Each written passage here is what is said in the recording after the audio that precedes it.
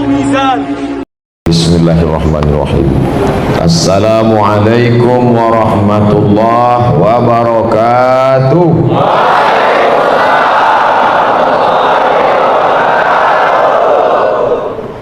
Allah Ta'ala mengajarkan kita cara bersyukur, lafaznya pun dari Dia, bukan kita yang membuat. Maka lafaz yang diajarkannya kepada Nabi, Nabi sampaikan ke sahabat, sahabat sampaikan ke tabi'in, sampai ke kita dengan mengucapkan Alhamdulillah Rabbil Alamin. Tapi kita tidak bisa langsung kepada Allah Ta'ala.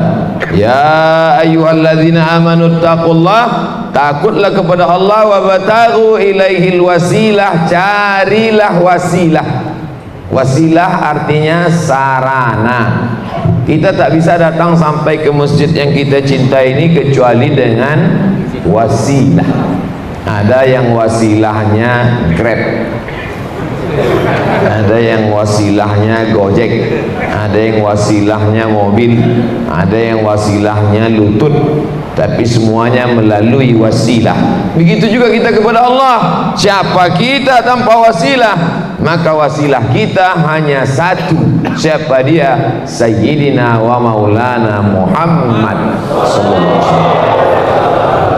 Makanya ketika datang orang berkata kami sayang kepada Allah, tapi untuk kepada Muhammad kami tidak perlu sama dia, maka kata Allah, qul, katakan kepada mereka, in kuntum tuhibbunallah, kalau memang betul kalian percaya dan cinta pada Allah, fattabi'uni, ikuti aku. Satu-satunya jalan wasilah hanyalah jalan yang dibawa oleh Muhammad sallallahu alaihi wasallam. Makanya kita berselawat kepada dia, Allahumma salli ala sayyidina Muhammad wa ala ali sayyidina Muhammad. Dia juga mengajarkan kepada kita, laisa minna, tidak termasuk golongan umatku, tidak diakui sebagai umat dia, man lam yarham saghirana, yang tak sayang kepada yang muda, walam ya'rif syarafa kabirina, tidak hormat pada yang tua. Tak hormat pada yang tua, tak sayang pada yang muda, itu bukan umat Muhammad sallallahu alaihi wasallam. Hadis ini bukan bercerita tentang istri tua dan istri muda.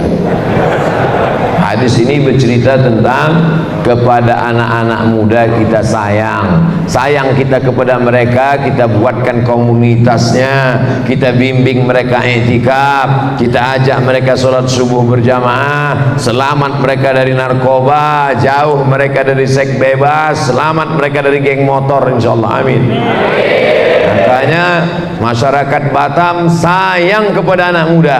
Maka malam ini nanti start jam 2, i'tikaf dibimbing oleh Al-Mukarram Ustadz Luqman Al-Hakim, langsung datang dari Pontianak, Kalimantan, bukan Kuntilanak, Pontianak, Kalimantan Barat. Sudah datang, sudah.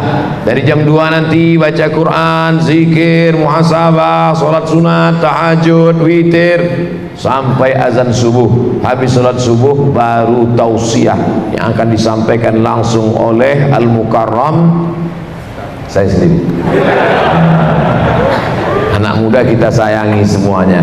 Adapun yang tua-tua itu kita hormati mereka. Yang saya hormati Bapak pengurus, ketua beserta anggota jamaah masjid dimanapun berada. Insya Allah semua yang hadir pada malam hari ini dimuliakan Allah Subhanahu wa ta'ala. Judul pengajian kita malam ini adalah kisah saat maut menjemput.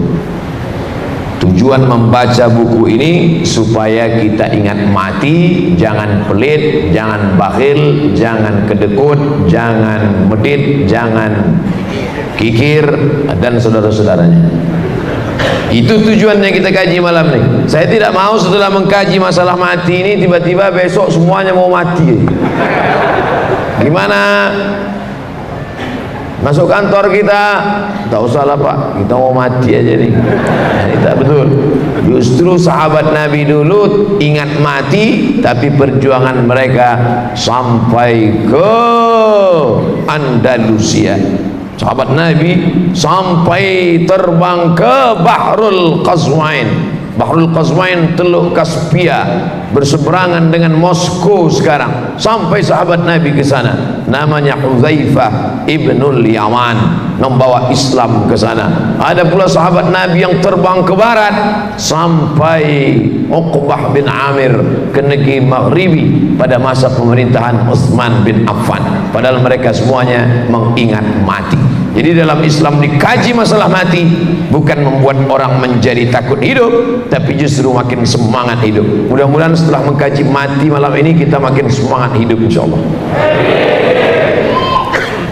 Kata Abu Bakar Siddiq, in muttul laila, kalau aku mati malam ini, la tantaziru ilal ghad, jangan tunda sampai besok pagi. Apa maknanya? Cepat-cepat makamkan. Saya pun ingin ikut Abu Bakar Siddiq, karena Nabi menyuruh, alaikum bisunnati, ikuti sunnahku, wa sunnatil khulafa'ir rasyidin, ikuti sunnah khulafa'ir rasyidin al-mahdiyin, yang dapat hidayah, membawa hidayah min ba'di, setelah aku mati. Khalifah-khalifah aku ini mesti kalian ikut. Maka di antara khalifah yang saya ikut adalah Abu Bakar Siddiq. Apa kata Abu Bakar? Kalau aku mati malam ini, jangan tunda pengkebumian jenazahku sampai besok pagi. Saya pun sampaikan di Batam ini, andai aku mati malam ini, jangan tunda sampai besok pagi. Kalau ada yang gali kubur, cuman di sebagian tempat kan kadang nggak ada yang siap menggali. Jadi kalau nggak ada yang siap menggali, Pak Ustadz, beko kan ada. Masukkan. Di antara yang meninggal malam, ada di sebagian tempat ini tak boleh, jangan kuburkan malam, nanti jadi hantu.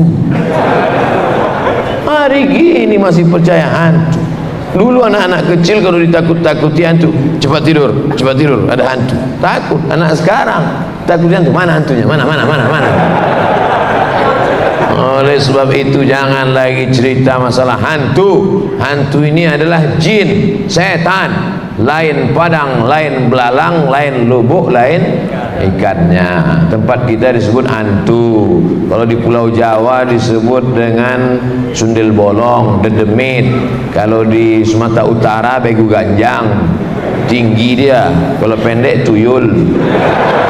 Kalau tak bisa berjalan suster ngesot. Itu hantu, setan, jin semuanya. Sedangkan kita sudah diajarkan a'udzubillahi minasyaitonir rajim, kursiyuhus samawati wal ard wa la yauduhu hifzuhuma wa huwal aliyul azim. Al-Baqarah 255, ujung surat Al-Baqarah 255, ujung ayat kursi. Untuk apa dibaca itu? Mengusir hantu, jin, jembalang tanah, setan, segala macam. Tidak ada orang mati jadi hantu. Semua ruhnya, orang mati meninggal dunia itu, kalau orangnya baik, ruhnya naik ke tempat yang baik-baik. Tapi kalau orang jahat, maka jatuh kepada sijin. Yang baik-baik illiyin. Ada pula pendapat menyebutkan di pintu surga tak masuk, tapi ada pula pendapat mengatakan masuk balik dia ke dalam kuburnya. Banyak pendapat tentang itu, tapi yang jelas kita husnuzan. Mudah-mudahan kita semuanya husnul khatimah.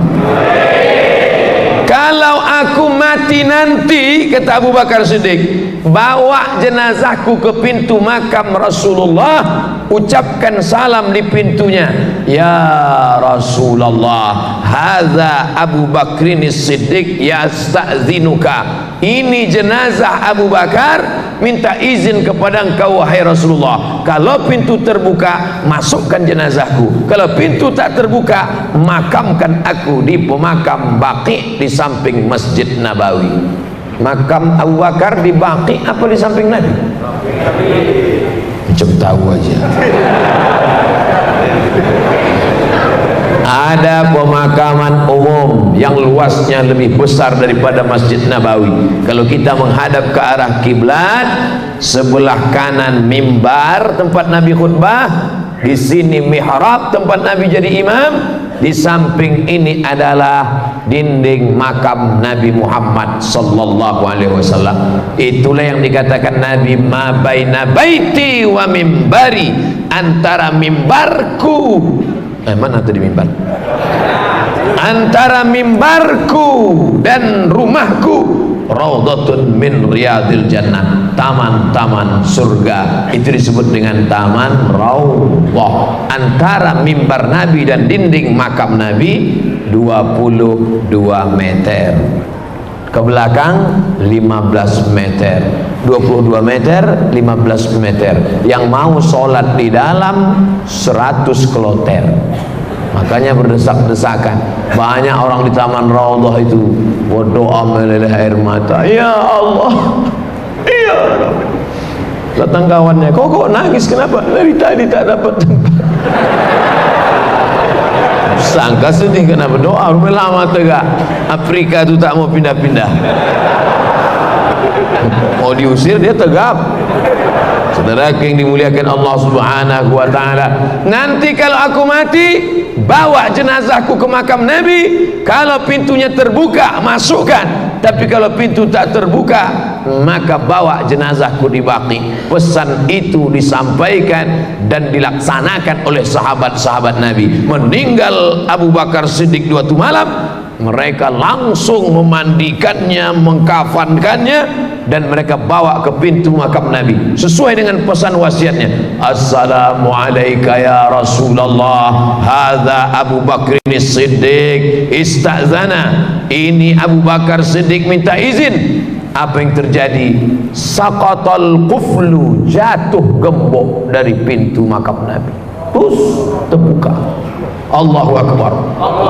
Langsung dibawa ke dalam sesuai dengan pesannya. Apa maknanya? Di Jabal Sur dulu mereka berdua saat dikejar kafir Quraisy. Di Madinah 10 tahun bersama berjuang, dan sampai dikubur pun masih tetap juga berdekatan. Makanya kalau kita tegak di depan makam Abu Bakar, makam Rasulullah, assalamualaikum ya Rasulullah, assalamualaikum ya Abu Bakr Siddiq, assalamualaikum ya Umar bin Khattab. Melangkah satu langkah. Pertama masuk makam Rasul dulu, assalamualaikum ya Rasulullah. Melangkah satu langkah, assalamualaikum ya Abu Bakr Siddiq. Melangkah satu langkah, assalamualaikum ya Umar ibnul Khattab. Karena di dalam ada 3 makam. Mudah-mudahan persahabatan kita pun begini juga hendaknya, insyaallah. Di dunia kita bersahabat, di Batam kita berteman, sampai ke liang lahat pun kuburan kita dekat-dekatan, sampai dan nanti masuk ke pintu surga bersama dengan Nabi Muhammad sallallahu alaihi wasallam. Kira-kira bisa tak kita ini sama dengan Abu Bakar nanti? Oke, sekarang saya sebutkan kenapa Allah berikan Abu Bakar keutamaan yang begitu hebat. Pada saat hijrah pindah dari kota Makkah ke Madinah, Abu Bakar ini punya ayah namanya Abu Quhafah. Siapa namanya? Abu Quhafah. Ada tak orang Batam namanya Abu Quhafah? Tak ada. Kalau ada angkat tangan. Tak ada. Abu Quhafah ini benci betul dengan Nabi Muhammad SAW. Ayah Abu Bakar itu musuh Nabi Muhammad SAW. Maka begitu dia tahu anaknya itu pindah ke kota Madinah, lalu kemudian dia pun bertanya kepada cucunya.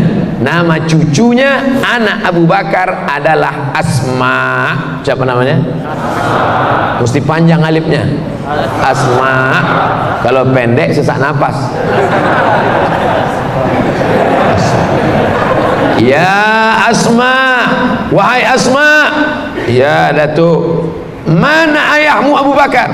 Ayah hijrah bersama Muhammad sallallahu alaihi wasallam. Oh, habislah emas itu dibawanya semua untuk belanja hijrah ya? Kata Asma, tidak Datuk, masih ada emas itu lagi. Mana dia? Datang Asma, dimasukkannya batu ke dalam kain taplak meja. Ini batu, masukkannya ke dalam kain. Oh, lalu dikasihnya ke Datuk. Datuk, kalau tak percaya pegang. Abu Quhafah tadi buta. Dipegangnya. Oh, masih ada lagi. Oh, masih ada lagi. Kira-kira emas kalau masuk ke kain bisa dirasa berapa kilo itu beratnya? Paling tidak 1/4 atau setengah kilo lah.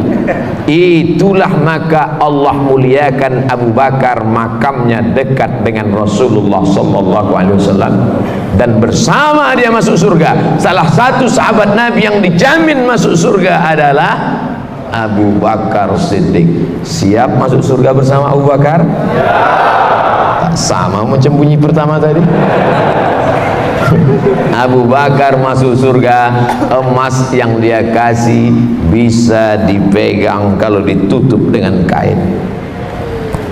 Malam ini kira-kira berapa emas yang mau kita kasih?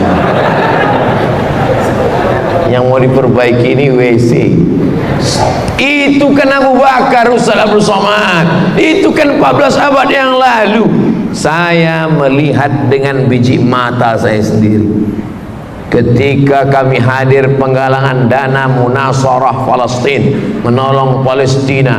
Langsung telepon ke Panglima Angkatan Darat Hamas, Jenderal Khalid Mash'al dari Mesir. Telepon langsung ke Khalid Mash'al di Palestina. Assalamualaikum Liwa Khalid Mash'al. Waalaikumsalam. Kami dari Mesir, apa yang perlu bantuan? Kata orang Mesir, kami sedang kedinginan, perlu makanan, jaket dan senjata, tolong kirimkan uang. Langsung orang Mesir mengambil goni beras, karung. Disitulah perempuan-perempuan Mesir membuka tangannya, langsung gelang-gelangku masuk dalam, masuk emas masuk, cincin-cincin masuk. Andai malam ini kita buat karung beras, kira-kira ada tak gelang masuk? Kalau tak percaya, coba panitia bawakan karung beras ini. Wah, ibu-ibu itu pun dibukanya lah, tengoknya mana gelang paling kecil.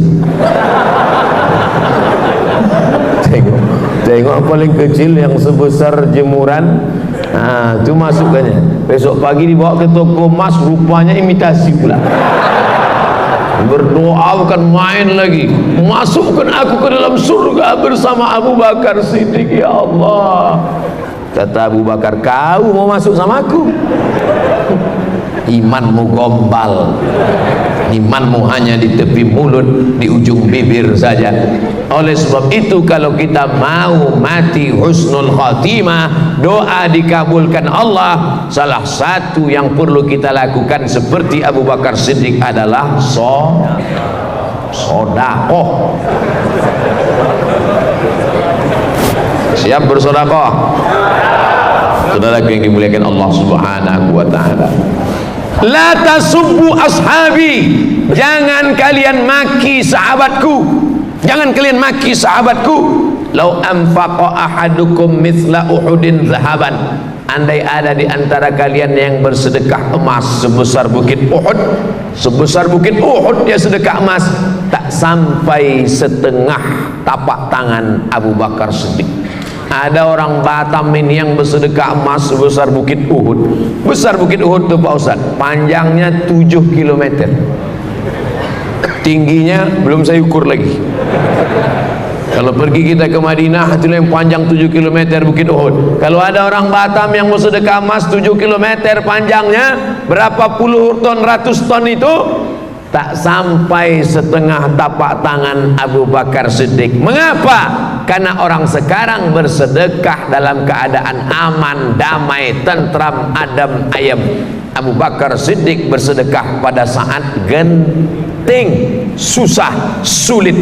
Oleh sebab itu iman Abu Bakar luar biasa. Kira-kira ada tak orang Batam yang mencaci maki Abu Bakar? Ada. Kita kalau disebut Abu Bakar, Abu Bakrin Siddiq, apa kata jamaah? Radhiyallahu an. Tapi mereka kalau disebut Abu Bakar, Abu Bakar Siddiq, laknatullah alaih, Allah melaknat Abu Bakar. Siapa yang melaknat Abu Bakar itu? Syiah. Salah satu ciri Syiah adalah mencaci maki sahabat Nabi. Maka kita wajib membela, karena yang memuji sahabat itu bukan ulama. Yang memuji sahabat itu dalam Al-Quran adalah Allah subhanahu wa ta'ala. Titel untuk sahabat itu RA radhiyallahu an. Tapi dalam buku 40 masalah Syiah dibuat di situ Abu Bakar LA laknatullah alaihi. 40 masalah Syiah ditulis oleh cari aja lah di internet, cari bukunya 40 masalah Syiah. Saudara yang dimuliakan Allah subhanahu wa ta'ala, ini Abu Bakar Siddiq radhiyallahu an. Selanjutnya adalah sahabat Nabi yang juga pemimpin umat Islam, dia adalah Umar ibnul Khattab. Bagaimana cerita Umar bin Khattab? Ada saya buat sini, panjang ceritanya. 35 kisah saat maut menjemput. Ini gambar saya di Batam. Banyak gambar saya di mana-mana berserak di Indonesia pakai sorban warna merah, baju putih. Yang memfoto ini orang Batam. Itu hebatnya orang Batam nih ngambil foto. Bisa mantap, ditanya di mana nih? Batam. Siapa yang ngambil foto? Tak ingat saya namanya. Tapi insya Allah mengalir amal jariah dia insya Allah. Apa yang kau bisa lakukan? Kau bisa menggambar, gambar. Bisa rekam video, rekam. Kau bukan ulama, bukan ustaz, tapi bisa menyebarkannya, sebarkan. Tapi kalau engkau punya kekuasaan, pakai kekuasaan. Engkau punya harta, pakai harta. Anak-anak muda malam ini harta tak ada karena belum kerja, dia punya kamera, kamera dipakainya. Cuman ada yang mahal, ada yang murah. Sesuai lah, pahalanya pun gitu juga. Saudara yang dimuliakan Allah subhanahu wa ta'ala, bagaimana Sayyidina Umar ibnul Khattab radhiyallahu an. Umar bin Khattab diberikan Allah kemuliaan bukan pada harta, tapi pada tenaganya. Makanya orang tak berani baca Quran sebelum Umar bin Khattab masuk Islam. Dulu orang baca Quran diam aja, tak bersuara. Jadi sekarang kalau ada orang Batam baca Quran tak bersuara, itu masih sebelum Umar bin Khattab masuk Islam. Kenapa tak berani baca Quran kuat? Karena takut ditangkap Abu Jahal dan Abu Lahab. Takut dibuli, takut diejek, takut dicaci maki. Makanya Nabi berdoa, Allahumma a'izzal Islam bi Umarain. Ya Allah, kuatkan Islam ini dengan 2 Umar. Ada 2 Umar yang paling hebat di Makkah waktu itu. Satu Umar bin Khattab, satu lagi Umar bin Hisham. Satu Umar bin Khattab, satu lagi Umar bin Hisham. Umar bin Khattab semua kenal. Umar bin Hisham siapa itu? Tapi kalau saya sebut nama kerennya, Umar bin Hisham Abu Jahal. Abu Jahal. Makanya kalau kenalan sama orang tanya nama baik-baik. Nama siapa? Umar bin Hisham. Nama keren? Abu Jahal. Nama siapa? Abdus Syams. Nama keren? Abu Hurairah. Nama siapa? Abdul Ka'bah. Nama keren? Abu Bakar Siddiq. Nama siapa? Abdul Uzza. Nama keren? Abu Lahab. Nama siapa? Abdul Somad. Nama keren? Ujian akhir semester. Saudara yang dimuliakan Allah subhanahu wa ta'ala. Nah, maka Nabi berdoa, Allahumma a'izzal Islam bi Umarain. Ya Allah, kuatkan Islam ini dengan 2 Umar.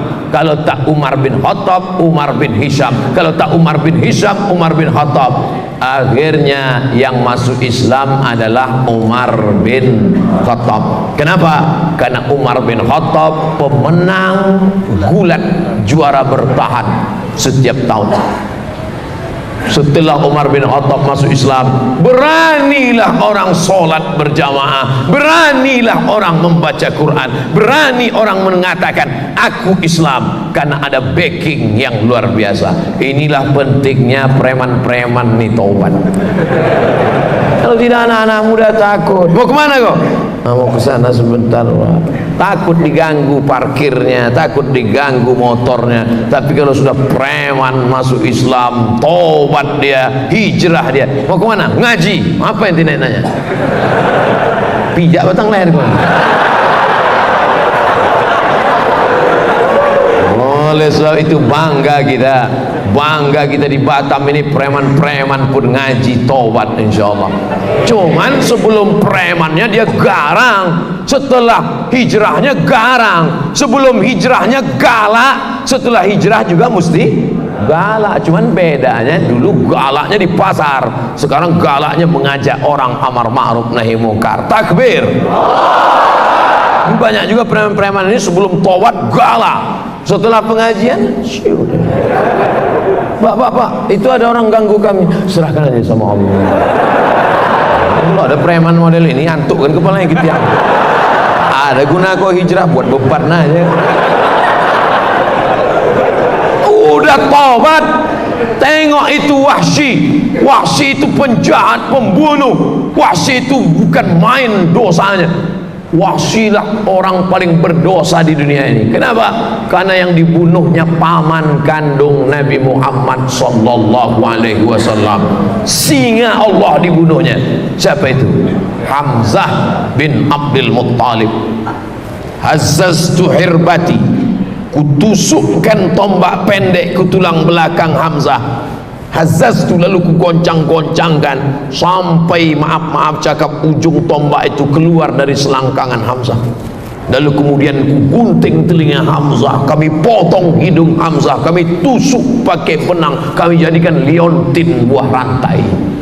Datang pula perempuan bernama Hindun, disobeknya jubah Hamzah, dibelahnya dada Hamzah, diambilnya jantung Hamzah, dikunyahnya hidup-hidup. Bukan main peristiwa itu terjadi di depan Jabal Uhud, perang Uhud tahun ketiga hijrah. Makanya kalau orang pergi umrah itu mestinya di bukit Uhud itu dia sedih mengenang kematian Hamzah. Tapi adik-adik bapak ibu tengok nanti waktu umrah, cuma orang di bukit Uhud sambil foto-foto. Teman-teman kita sedang ini sekarang sedang berada. Apa ini? Tapi jadilah, daripada dia tak umrah sama sekali, daripada dia sakau, ya kan. Kita doakan mudah-mudahan dia berangkat umrah sekali lagi dengan ilmu insyaallah. Nah, Umar bin Khattab berbeda dengan Abu Bakar. Abu Bakar dengan kelembutannya, Abu Bakar dengan karisma tuanya, Abu Bakar dengan kesantunannya, Abu Bakar dengan emasnya. Tapi Umar bin Khattab dengan lantangnya, Umar bin Khattab dengan suaranya. Makanya ketika Aisyah menengok ada seorang laki-laki yang letoy, loyo, bawanya mau mampus, lalu ditanya oleh Aisyah, man hadha, who is this, siapa ini? Kata orang-orang yang ada di situ, huwa azhadun nas, inilah orang yang paling zuhud, inilah orang yang paling rendah hati, inilah orang yang paling tawadu. Kana Umar ibn al-Khattab azhadan nas, Umar bin Khattab orang paling zuhud, Umar bin Khattab orang yang paling rendah hati, Umar bin Khattab orang paling tawadu. Idza takallama asma, kalau bersuara berkata-kata suaranya lantang. Wa idza masya asra, kalau berjalan langkahnya tegap.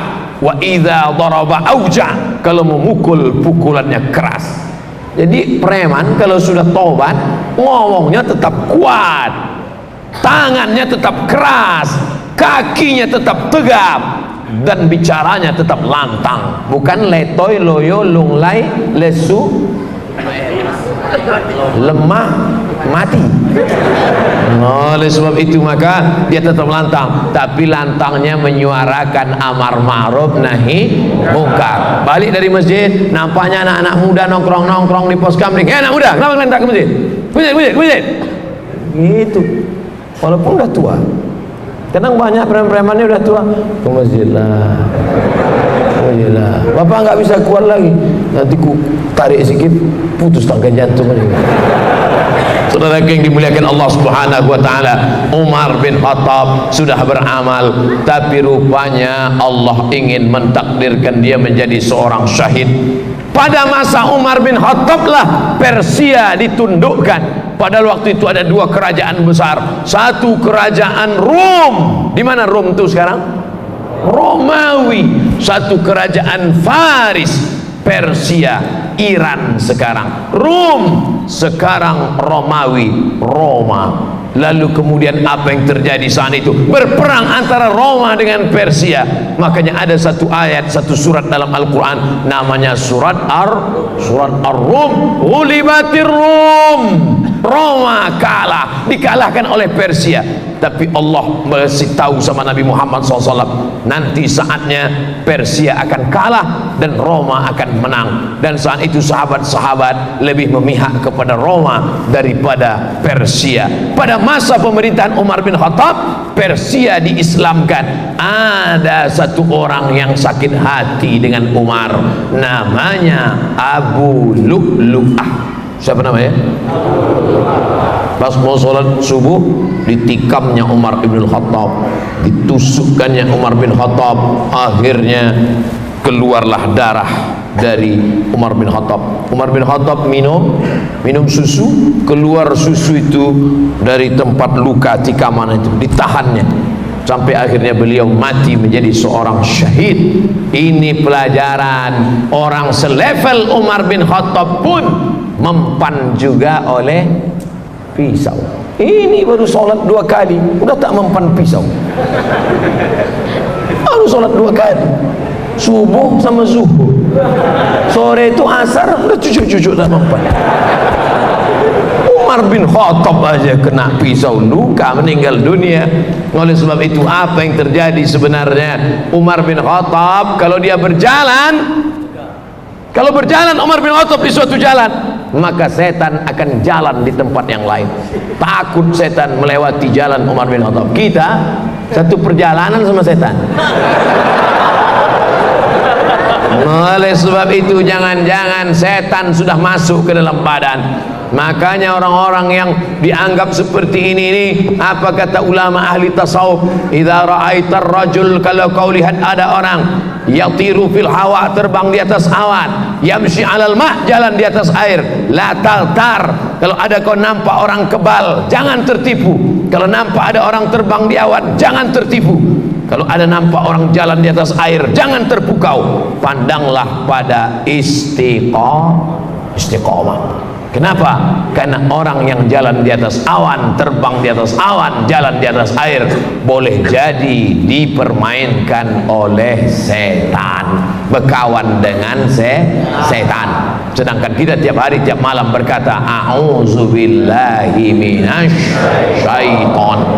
Yang betul ni mana Pak Ustaz? Setan apa syaiton? Syaiton. Cuman orang kita payah bilang syaiton. Apa itu? Setan. Kata setan, aku bukan setan, jadi syaiton. Sama lah itu. Saudara yang dimuliakan Allah Subhanahu wa taala. Jadi Allah kasih kita pintu kebaikan macam-macam. Yang bisa masuk dari kanan, masuk dari kanan. Yang bisa masuk dari kiri, masuk dari kiri. Kalau kau bisa masuk dari kanan, dari pintu harta, seperti Abu Bakar Siddiq. Kalau mau masuk dari kiri, seperti Umar bin Khattab dengan kekuasaan. Ada pula yang dapat dua-duanya. Itulah yang ketiga, Utsman bin Affan. Utsman bin Affan dibunuh ketika sedang baca Quran. Darahnya muncrat pas pada ayat fasayakfikahumullah. Allah sudah mencukupkan engkau wahai Utsman bin Affan. Cukup hartamu, cukup nikmatmu. Satu-satunya sahabat Nabi yang menikahi anak Nabi 2 orang, Utsman bin Affan. Makanya gelar dia Dzun-Nurain. Dzu punya, Nurain 2 cahaya. Orang yang punya 2 cahaya. Dinikahinya anak perempuan Nabi, meninggal. Nikah dia dengan satu lagi, barulah ada. Apa maknanya? Utsman bin Affan lengkap semuanya. Hari ini adik-adik, bapak-bapak, ibu-ibu pergi umroh ke kota Madinah Al-Munawwarah, masih ada wakaf Utsman bin Affan mengalir sampai hari ini. Umurnya berapa? 1440 sekian tahun lamanya. Lagi-lagi Allah muliakan Utsman bin Affan karena memang kalau dah saya belokkan ke sedekah ni banyak pura-pura. Solawat Pak Ustaz. Solat Pak Ustaz. sedekah. Utsman bin Affan itu kaya raya, makanya ada suatu sumur. Dulu siapa yang punya sumur itulah orang yang paling hebat, karena air mahal. Maka sumur ini punya orang kafir musyrik, orang Yahudi.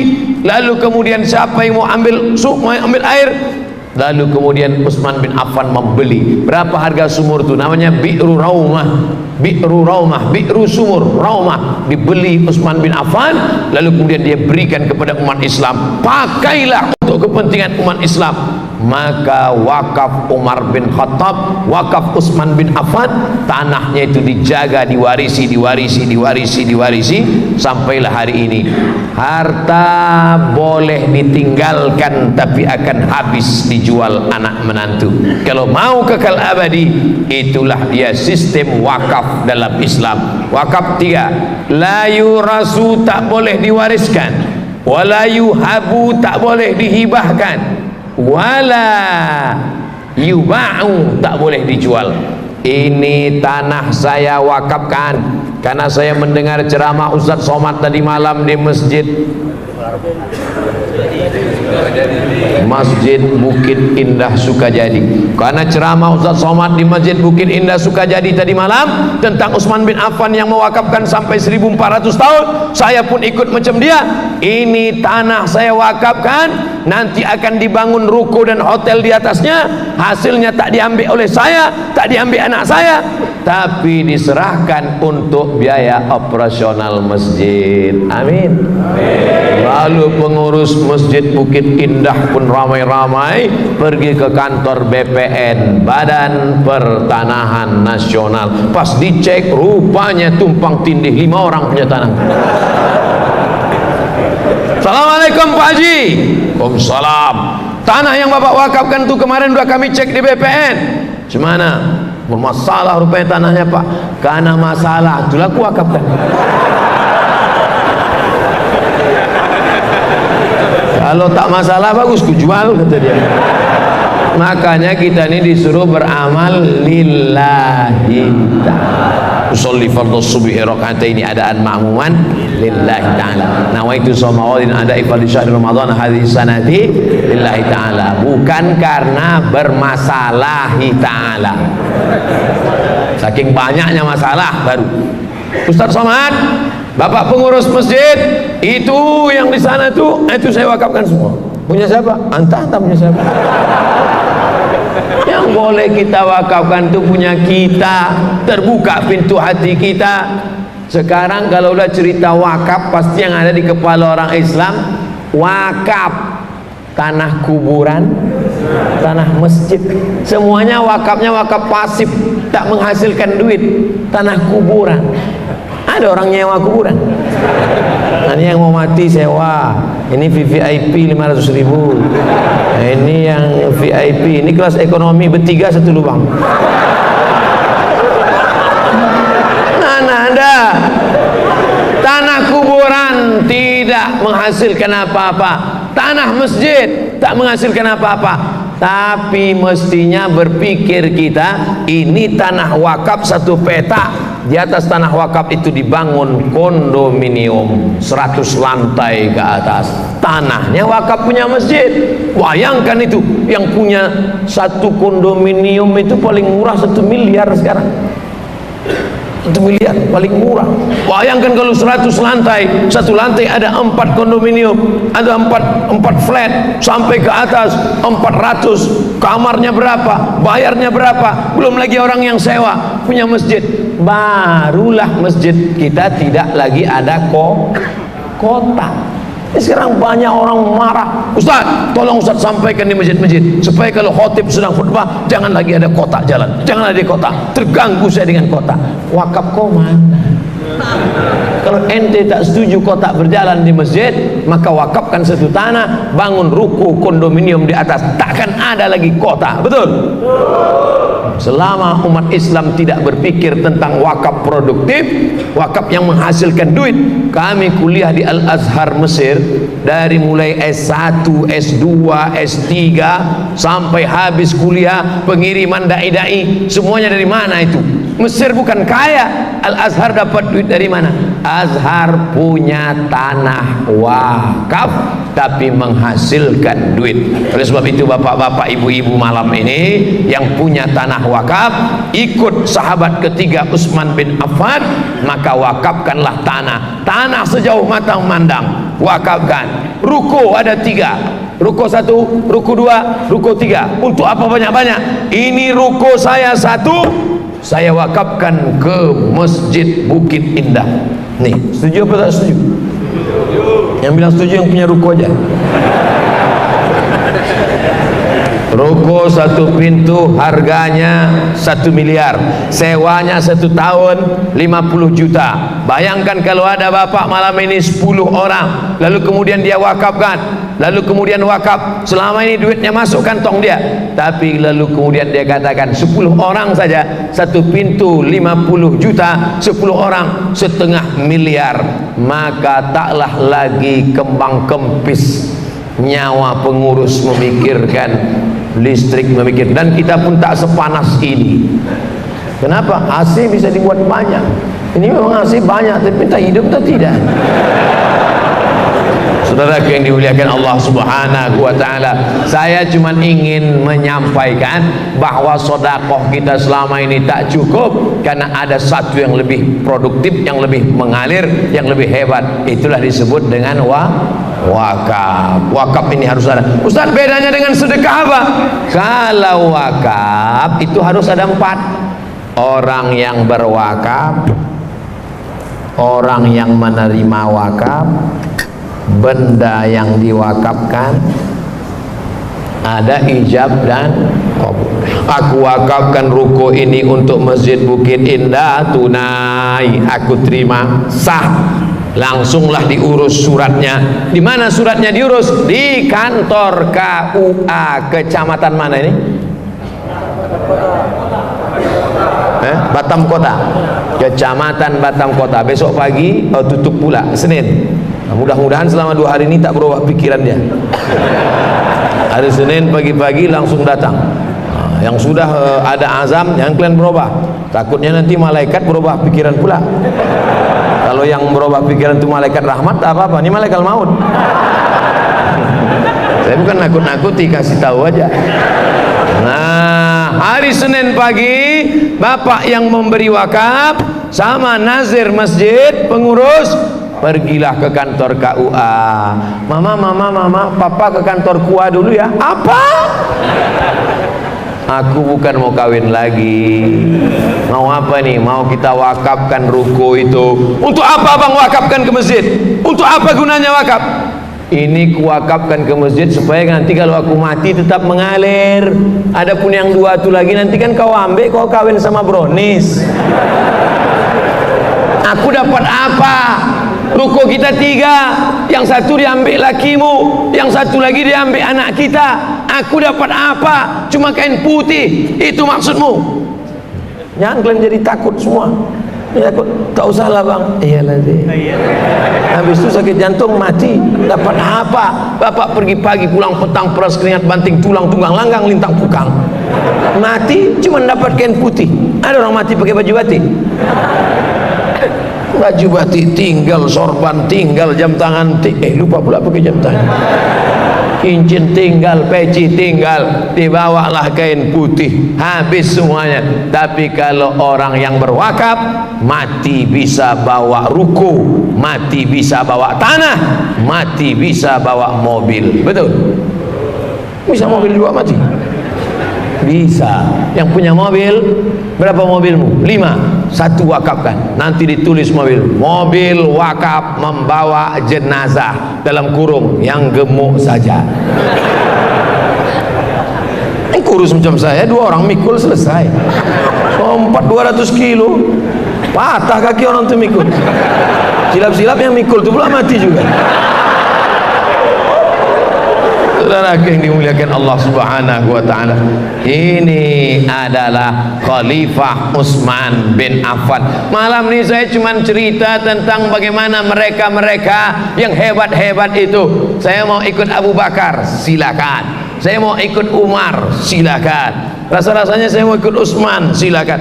Tapi yang tiga-tiga ini udah saya tengok berat-berat semua Pak Ustaz. Oke, kalau gitu kita ikuti Sayyidina Ali.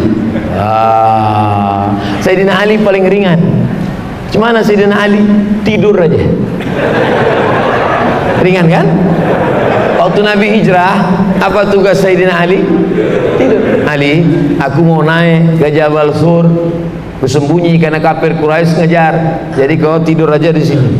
Nah, tidur aja. Ringan kan?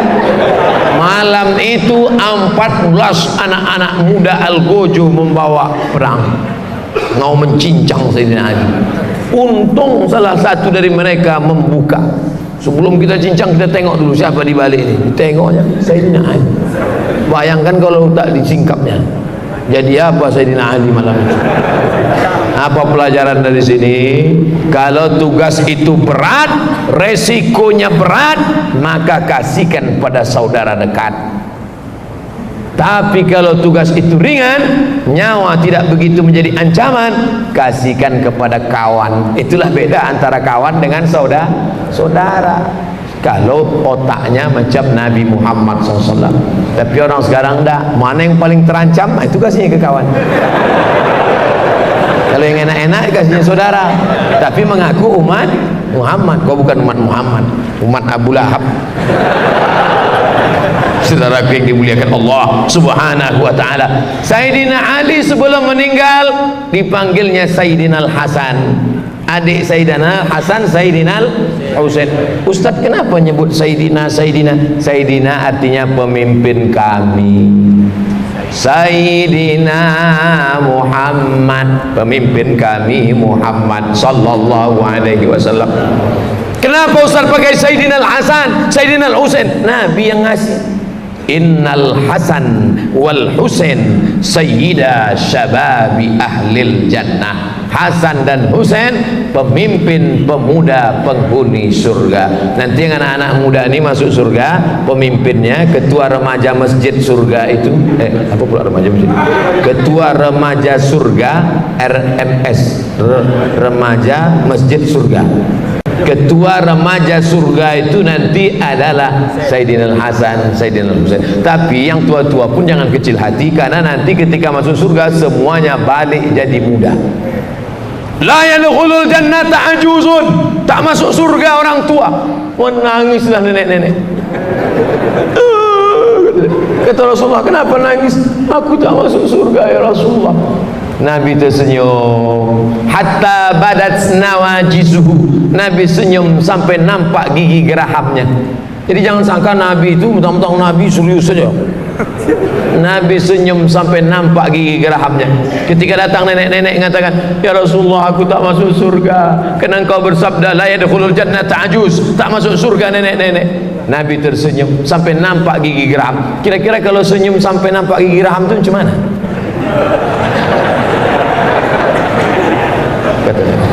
Saking senangnya hati Nabi, Nabi tertawa. Apa maknanya?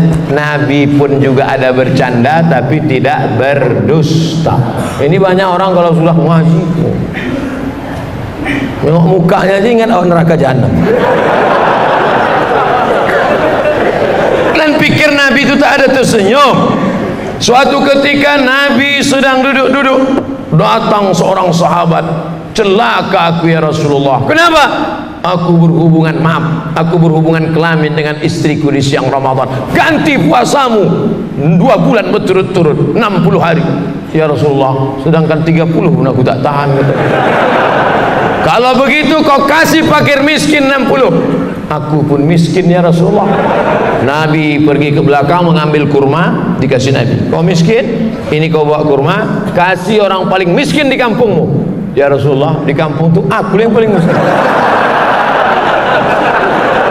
Nabi pun tersenyum hatta badat nawajizu. Mendengar itu kata Nabi pun tersenyum. Kata Nabi, bawa balik, kau jangan makan sama bini.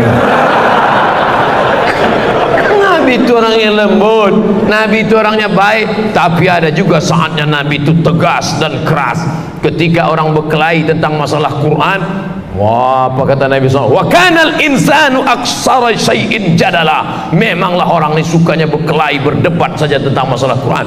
Ketika Nabi menengok masjid kosong, tak ada solat berjamaah, di situ Nabi marah. La yantahiyanna, jangan lagi kalian ulangi, jangan lagi sampai kalian tinggalkan masjid. Kalau sampai kalian tak solat berjamaah, la uharriqanna alaihim buyutahum, akan kubakar rumah mereka.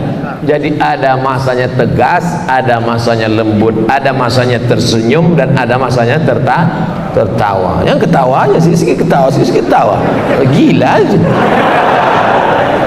Saudara yang dimuliakan Allah Subhanahu wa taala, Sayyidina Ali, Masya Allah, tabarakallah, dipanggilnya Sayyidina Al-Hasan, dipanggilnya Sayyidina Al-Husain. Di antara pesannya kepada anak-anaknya, panjang pesannya, tapi satu yang paling penting yang ingin saya sampaikan malam ini, pesannya kepada anaknya sebelum meninggal dunia adalah, apa kata dia?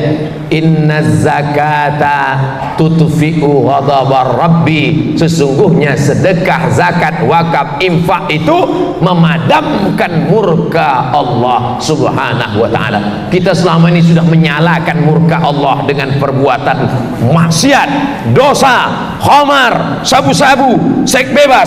Kalau kita mau padamkan murka Allah ini adalah dengan soda.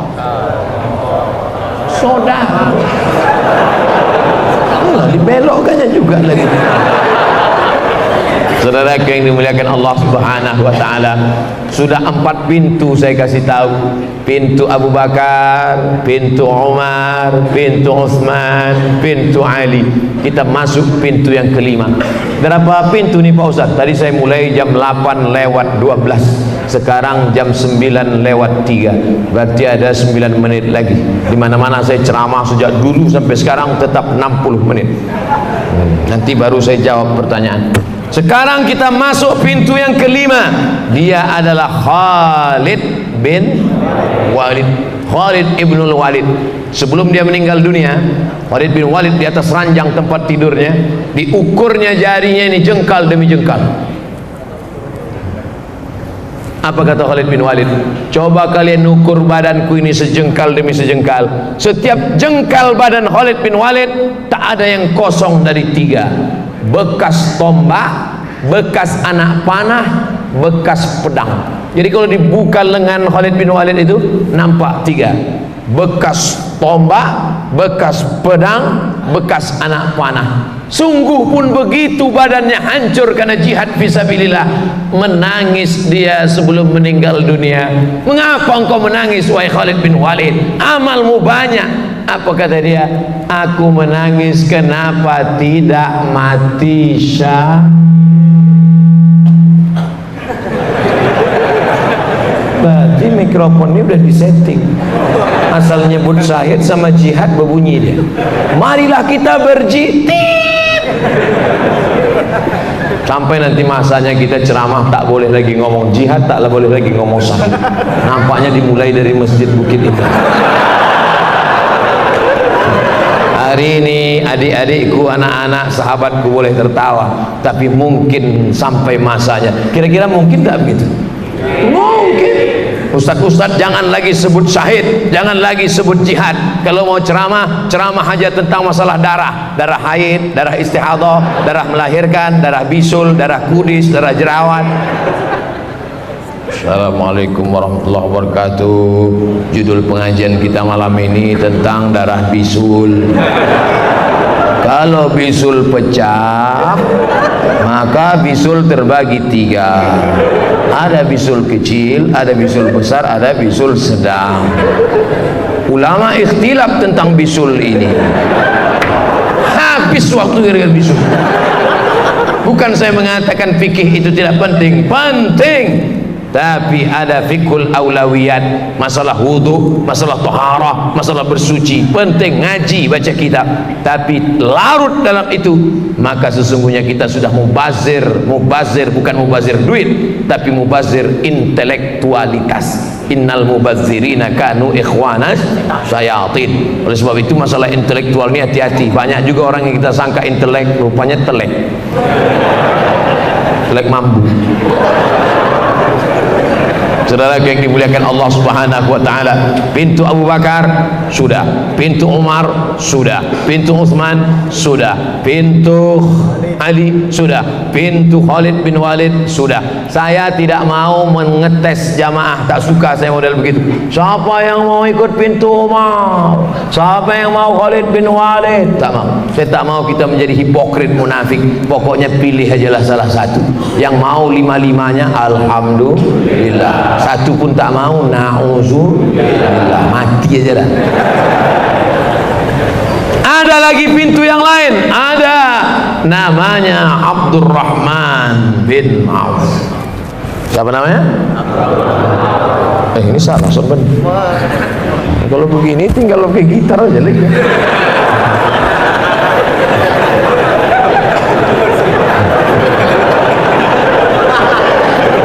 Saya terus terang saya pikirkan itu juga semua. Soalnya nanti begitu di-upload macam-macam komen orang. Ustadz, gitar sama jenggotnya mana? Yang keenam, dia adalah Abdurrahman bin Auf. Apa yang dilakukan Abdurrahman bin Auf dalam hidupnya banyak. Tapi sebelum Abdurrahman bin Auf meninggal dunia, dibebaskannya satu hari 30 hamba sahaya. Hamba saya 1, 2, 3, 4, 5, 29, 30. Kalian semuanya bebas sebelum dia meninggal dunia. Hamba sahaya lebih mahal daripada onta. Hamba sahaya manusia. Zaman itu bisa dimiliki, dibolehkan untuk dimiliki. Tapi kemudian Islam menghapuskannya perlahan-lahan. Sampai hari ini tak lagi ada hamba sahayaan. Tapi di Afrika Selatan masih ada hamba sahaya sampai pada masa presiden, siapa nama presiden Afrika Selatan? Nelson Mandela. Saya ingat, cuma ngetes saja. Nelson Mandela. Bahkan dulu adik-adik, abang-abang yang mungkin sebaya atau sejata saya masih ingat dulu cerita hari Ahad TVRI, cerita tentang perbudakan. Siapa itu? Little Missy dan Tuan Baron. Missy, kamu harus saya jual. Tapi saya mencintainya, Tuan. Yang ketawa berarti udah tua, karena dia nonton itu dulu.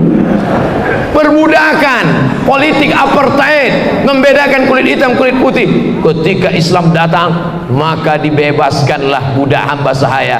Abu Bakar Siddiq membebaskan budak yang juga menjadi sahabat Nabi, Bilal bin Rabah. Itu dibeli oleh Abu Bakar dan dibebaskannya. Makanya ketika Abu Bakar datang bersama Bilal, apa kata Nabi? Hadza sayyiduna a'taqa sayyidana. Ini Sayyidina Abu Bakar membebaskan Sayyidina Bilal. Setelah masuk Islam, dua-duanya menjadi orang mulia. Yang membebaskan budak mulia, yang memberi budak mulia, dan yang pernah menjadi budak pun mulia. Karena dalam Islam tak dilihat warna kulit, semuanya kita menjadi hamba Allah, bukan hamba manusia. Makanya nama yang paling mulia adalah hamba Allah. Abdullah, Abdurrahman, Abdurrahim, Abdul Somad.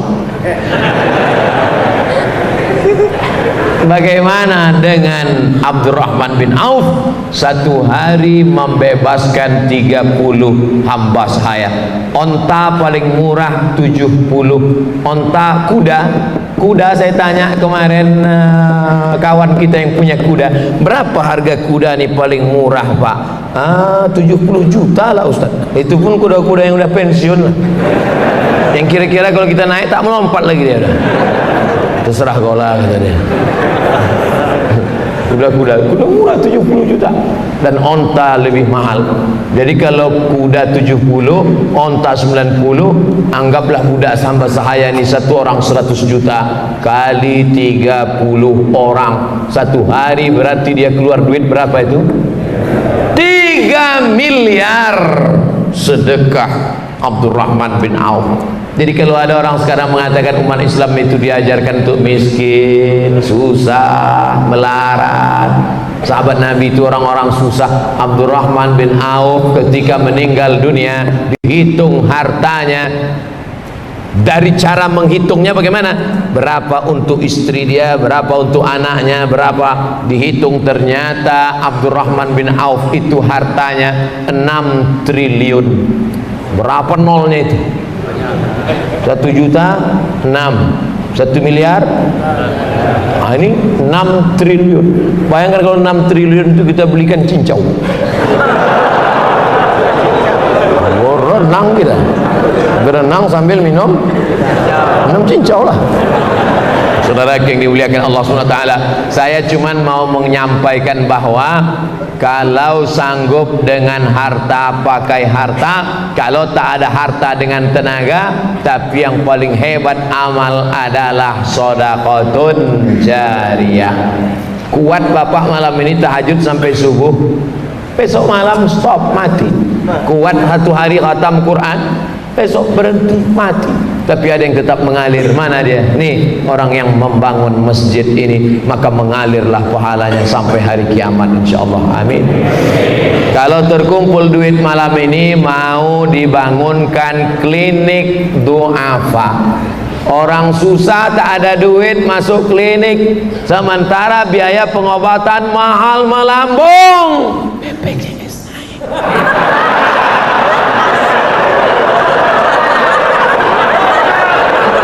Salah satu solusinya adalah dengan membangunkan klinik du'afa.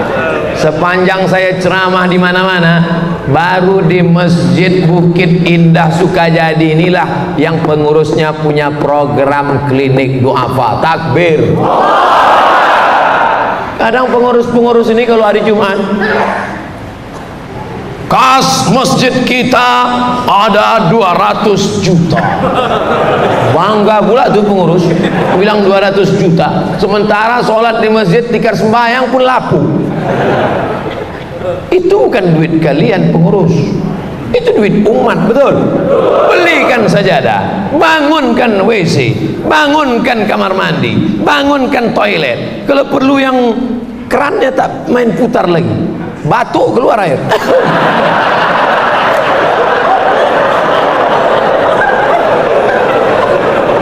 Saya waktu pertama kali ke Brunei tahun 2007, pulang dari Maroko, saya 2007 ke Brunei. Nampak betul bodoh.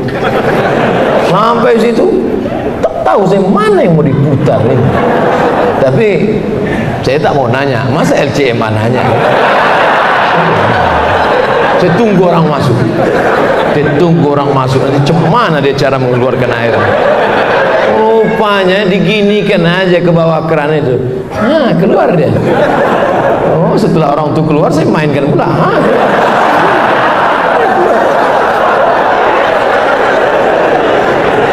Itulah. Kadang pongah juga kita. Oleh sebab itu apa maknanya? Berikan kemudahan-kemudahan untuk rumah Allah. Buatkan AC banyak-banyak. Alhamdulillah somad. Sejak AC masjid kami banyak, ramai masjid kami sekarang. Tapi tidur siang. Tak betul. AC dibuat itu supaya nyaman mendengarkan khutbah ibadah. Karpetnya tebal. Tengoklah Masjid Bukit Indah nih, karpetnya tebal. Ini lunas sudah kan? Dindingnya pun batu marmer granit indah. Pokoknya mantap lah. Cuman yang kurang, tak ada pula gambar saya.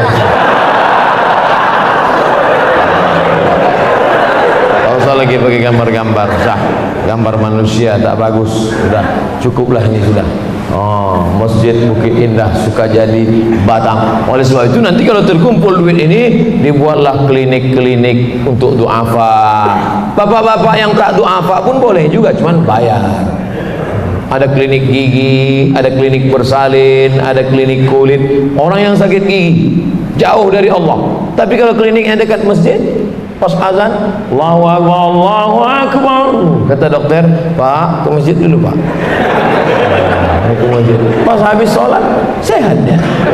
Alhamdulillah, sehat rasanya. Sehat kata dia. Begitu juga dengan ibu-ibu yang hamil tuh, tak pernah dia mendengar ayat Quran, tak pernah dia berwudu. Tapi begitu sama ibu-ibu sudah sholat, sudah, mudah-mudahan diberikan Allah kemudahan ya, tenang jiwanya. Itulah makanya klinik di halaman-halaman masjid. Kebetulan ada tanah kosong, buatkan klinik du'afa, klinik. Bapak ibu kalau pergi menengok orang-orang susah yang tak punya duit, Masya Allah, tabarakallah. Saya kemarin pulang dari Sabah, Malaysia. Saya mau ngasih tahu aja bahwa saya ceramah tuh dari luar negeri aja saya. Ustaz Samad ini orang hebat, kata Pak Haji, ini orang hebat Ustaz Somad. Apa hebatnya Pak Haji? Dia datang ke rumah sakit, dicarinya orang miskin yang jauh dari kampung, yang tak punya penginapan di kota, otomatis tak ada tempat tidur, tak ada makan, dibelikannya nasi kotak, nasi bungkus bagi. Sampai akhirnya satu hari rupanya salah bagi, dikasihnya orang kaya. Orang kaya ini nanya, ini bukan hak saya bagi-bagi. Oh, akhirnya dia pula membagi kepada yang lain. Jadi ada saja ide-ide orang untuk membuat kreatif untuk membantu. Ini makannya, tapi biaya kesehatannya. Saya pula pergi ke Bandung, ada orang kena kanker mata, ada saudara kita yang kena kanker leher, berlubang tenggorokan, ada yang kena kanker perut. Sudah saya tanya, ini sudah berapa bulan? Baru 4 bulan Ustaz, tapi rasanya sudah sesak nafas. Mau dioperasi kapan? 2020. Sekarang baru bulan September, 4 bulan aja udah sebesar itu. Meletuplah 2020. Akhirnya dibawa langsung ke rumah sakit. Kenapa? Karena ada orang yang berbagi. Banyak orang miskin diuji dengan kemiskinannya sabar, tapi banyak orang kaya yang diuji dengan kekayaannya tak sabar. Orang sabar diuji dengan miskinnya sabar, orang kaya tak sabar, datang bakhilnya, datang pelitnya, datang kikirnya. Kalau kakinya diuji untuk datang ke masjid, kuat. Diuji telinganya dengar ceramah, tahan. Diuji untuk tegak berdiri di luar tak dapat tempat duduk, tahan. Yang berdiri jangan tersinggung, karena aku pun berdiri juga dari tadi. Tak bisa rupanya Ustaz duduk. Bisa duduk kursi udah secantik ini, tengok mahal ini. Kenapa Ustaz tegak berdiri? Nanti kalau saya duduk yang belakang tuh bilang tak nampak Pak Ustaz, padahal udah dikasih layar luar, udah mantap-mantap. Ini layar ini memang permanen. Alhamdulillah, karena dibagi sebagian masjid ada yang masih minjam. Artinya masjid kita sudah kaya, sudah mantap. Kalau untuk sarana prasarana ibadah sudah cukup rasanya. Karpetnya, AC-nya, kipasnya, lampunya, layarnya, cukup sudah. Tapi tidak boleh terus merasa cukup. Mesti ada pelayanan kesehatan untuk saudara-saudara kita yang du'afa. Dan tadi pula saya dengar sayup-sayup rupanya untuk tambahan kamar mandi, supaya jangan sampai orang terkencing-kencing di lantai. Harus ada tambahan-tambahan. Nampaknya sepele Bapak Ibu, tapi jangan pula kita berpemahaman siapa yang bangun masjid dibangunkan rumah di surga. Siapa yang bangun masjid dibangunkan rumah di surga. Jadi kalau membangun WC, masa masuk surga cuma dapat WC Pak Ustaz? Bukan gitu cara berpikirnya. Ini otaknya harus diluruskan. Yang mau kita ambil pelajaran di sini bahwa kita sudah memudahkan urusan orang lain. Tidak ada urusan yang paling sulit daripada urusan buang air. Betul? Yang pernah kebelet merasakan itu kok otak naik.